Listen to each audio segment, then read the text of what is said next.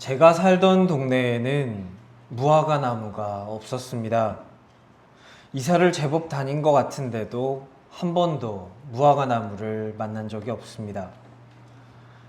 말린 무화과가 아니라 생 무화과 나무 열매를 먹어본 것도 불과 몇 년 되지 않았습니다.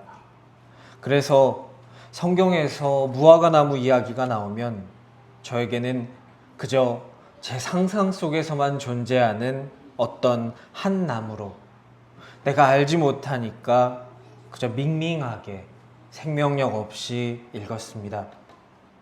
오늘 말씀에도 무화과 나무가 등장합니다. 예수님께서는 무화과 나무를 저주하십니다. 저는 무화과 나무 이야기가 나오는 부분이 늘 어려웠습니다. 신학교 다닐 때 형들이랑 오늘 말씀 해석을 가지고 며칠 동안 얼굴도 안 볼 만큼 싸울 정도로 이 말씀은 어려웠습니다. 왜 예수님은 가만히 있는 무화과 나무를 저주하셨을까? 마가복음에 보면 이 때가 무화과의 때가 아니다 라고 써 있는데, 그렇다면 열매가 열릴 때도 아닌데 나무에게 열매를 요구하시고 열매가 없자 저주하신 것인가? 예수님이 어떻게 그러실 수가 있는가? 이런 의문도 가져보았습니다. 이런 제 의문들은 무화과 나무의 생태를 알게 되자 곧 풀렸습니다. 무화과 나무의 잎은 열매가 난 다음에 났습니다.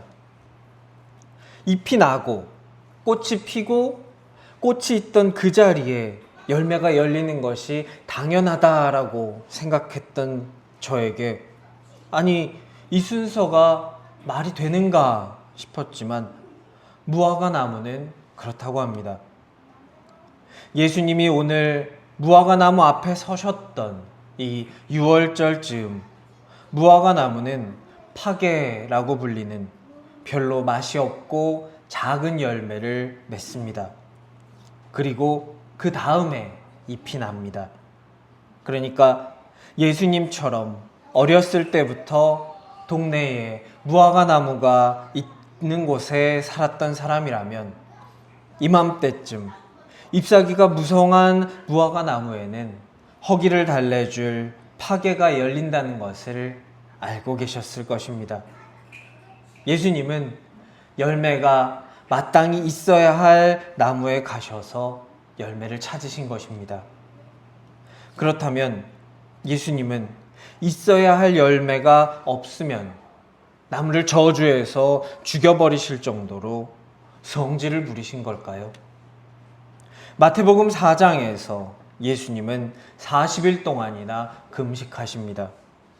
그리고 돌을 떡으로 만들어 보라 라는 시험을 이기십니다. 40일을 굶은 상황에서도 예수님은 자기 배를 채우기 위해 기적을 행하는 능력을 사용하시는 것을 거절하셨습니다. 그런 예수님의 오늘 이 행동은 당장의 시장길을 못 이겨서 즉흥적으로 신경질적으로 했던 행동이 아니었습니다. 구약 성서에 나오는 예언자들은 하나님의 심판과 구원의 메시지를 시각적이고 드라마틱하게 전달하기 위해서 의도적으로 상징적인 행동을 했습니다. 대표적으로 벗은 몸과 맨발로 3년이나 다녔던 이사야와 음란한 여인 고멜과 결혼한 호세아가 있습니다. 예수님의 오늘 행동은 이러한 상징 행동이었습니다. 형식만 무성하고 생명의 열매는 맺지 못하는 성전과 유대교는 그 끝을 볼 때가 되었다는 무서운 심판의 메시지였던 것입니다. 무화과 나무에 잎이 많다라는 것은 일반적으로 열매가 있다라는 신호입니다. 그런데 가보니 아무것도 없었습니다. 지난주에 예수님께서 가셨던 성전에는 제사가 있고 제사장이 있고 지키는 절기가 있고 사람이 있었습니다. 성전이 세워진 이래 가장 크고 화려한 건물도 있었습니다. 그런데 거기에 있어야 할 기도와 긍휼과 찬송과 예배는 없었습니다. 예수님께서는 무화과 나무에게 화를 내는 것이 아니라 무화과 나무를 비유처럼 사용하신 것입니다. 실제 심판의 대상은 나무가 아니라 열매 없는 하나님의 백성이었습니다. 제자들은 예수님의 옆에서 예수님의 행동들을 보았습니다. 하지만 그 상징적인 행동을 통해서 예수님께서 전하고자 하셨던 그 의미에는 관심이 없었습니다. 그들은 어떻게에만 관심이 있었습니다. 아마도 나도 선생님이 지금 행하시는 이 신기한 일을 물려받아서 나중에 내가 직접 해보고 싶다라고 생각했을지도 모릅니다.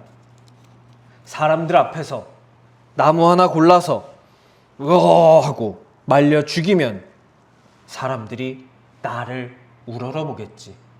내 말 잘 듣겠지라는 그런 상상을 하면서 오늘 20절에서 예수님께 어떻게 하셨는지를 물었을지도 모릅니다.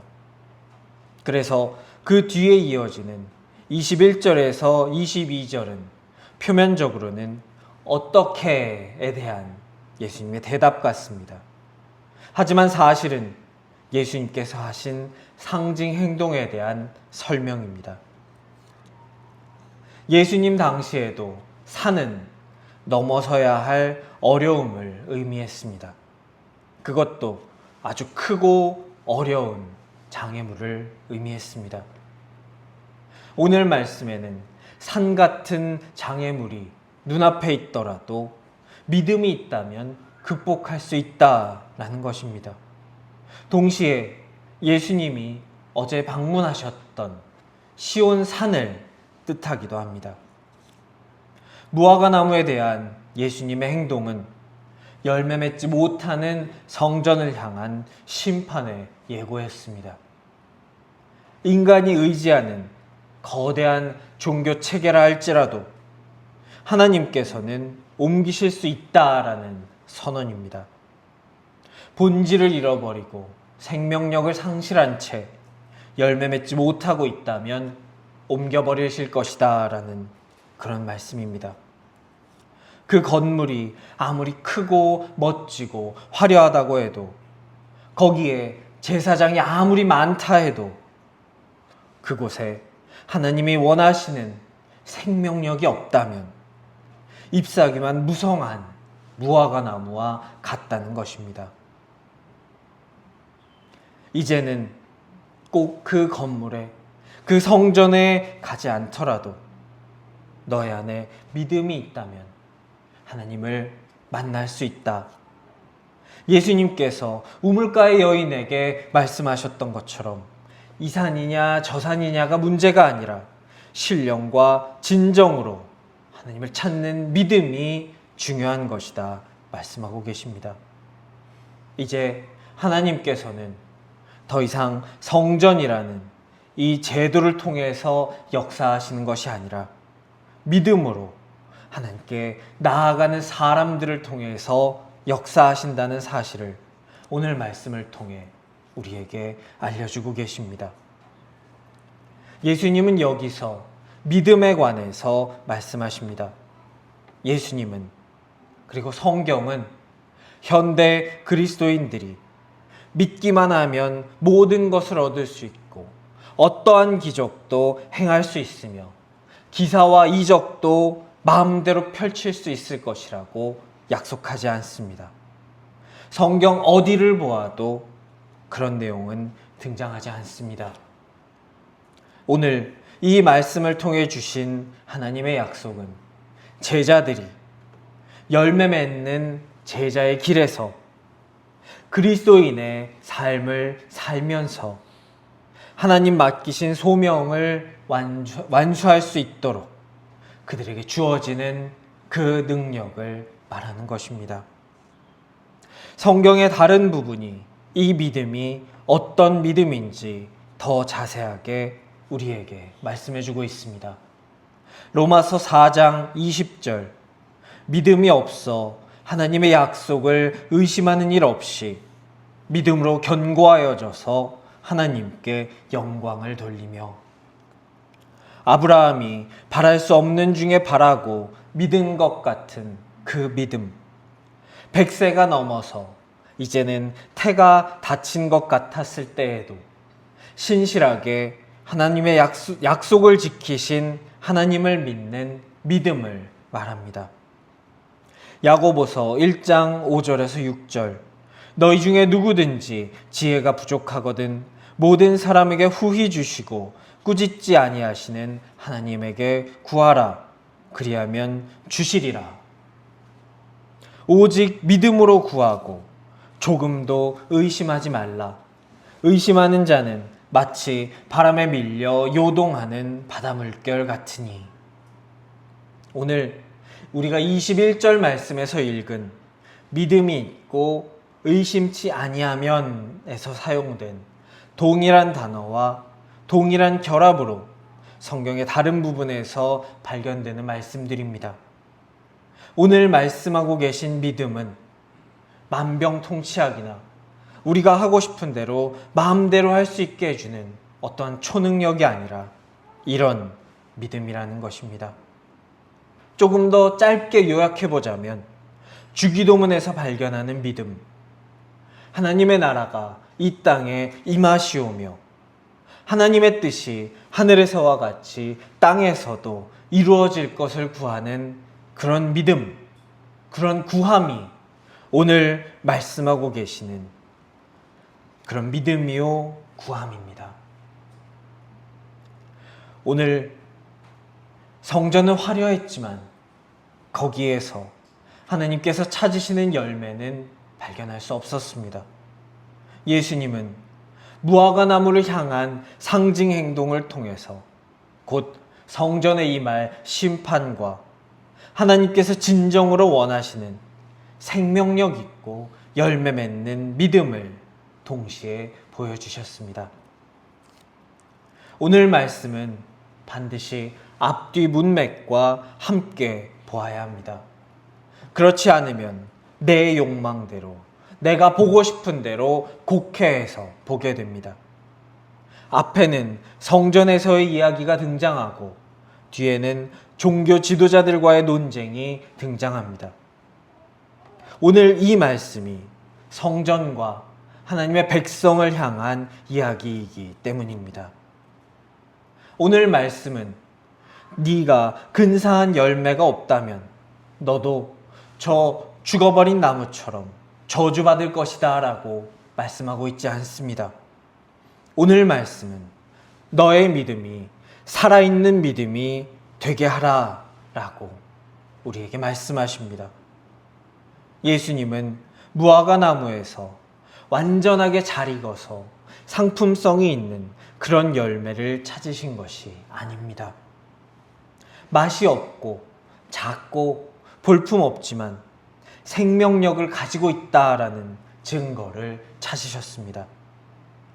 완성된 무엇, 남들 보기에 대단해 보이는 어떤 무언가를 만들어내라. 그렇지 않으면 심판받을 것이다 라는 협박이 아닙니다.